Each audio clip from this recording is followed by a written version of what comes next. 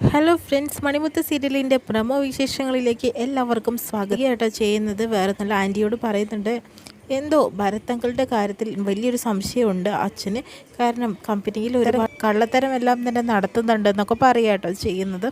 അത് മോളുടെ മാത്രം സംശയമല്ല, എൻ്റെയും കൂടിയാണെന്നും ആൻറ്റി പറയുന്നുണ്ട്.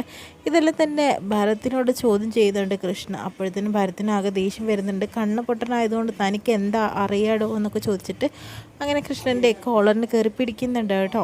അതിനുശേഷം തന്നെ കാവ്യയെ പിന്നെയും തെറ്റിദ്ധരിപ്പിക്കുക ചെയ്യുന്നത്. ജയമോഹിനി വേറൊന്നല്ല, കണ്ണ് കാണില്ല എന്ന് പറഞ്ഞിട്ട് അവന് ഇങ്ങനെയൊക്കെ ഓരോ കാര്യങ്ങൾ ഒപ്പിച്ച് വെക്കണേ നമ്മളെ തമ്മിൽ തെറ്റിക്കാൻ വേണ്ടിയിട്ട് എന്നൊക്കെ പറയുന്നുണ്ട്.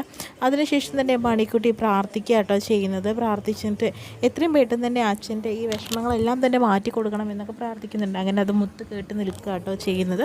അങ്ങനെ തന്നെ കാവ്യയാണെങ്കിലോ ഇപ്പോഴും എന്താ കൃഷ്ണയുടെ മനസ്സിൽ ഇപ്പോഴും രാധിക മാത്രമേ ഉള്ളൂ, അതുകൊണ്ടാണ് എന്നോടിപ്പോൾ സ്നേഹമില്ലാത്തത് എന്ന രീതിയിലൊക്കെ അവിടെ പറയുന്നുണ്ട്. അങ്ങനെ ഒരു പുതിയ അതിഥി കൂടി നമ്മുടെ ഈ ഒരു സീരിയലിലേക്ക് വരിക കേട്ടോ ചെയ്യുന്നത്. വേറൊന്നുമല്ല, കാരണം എന്ന് വെച്ചിട്ടുണ്ടെങ്കിൽ ഈ ഒരു പ്രശ്നം പരിഹരിക്കാൻ പുറത്തുനിന്ന് ഒരാൾ വന്നേ പറ്റൂ. അങ്ങനെ കൃഷ്ണയും മണിക്കൂട്ടിയും സംരക്ഷിക്കാനായി അവിടെ എത്തുകയാണ് കേട്ടോ ചെയ്യുന്നത്. പ്രമോ വിശേഷങ്ങൾ അവസാനിക്കുന്നത്.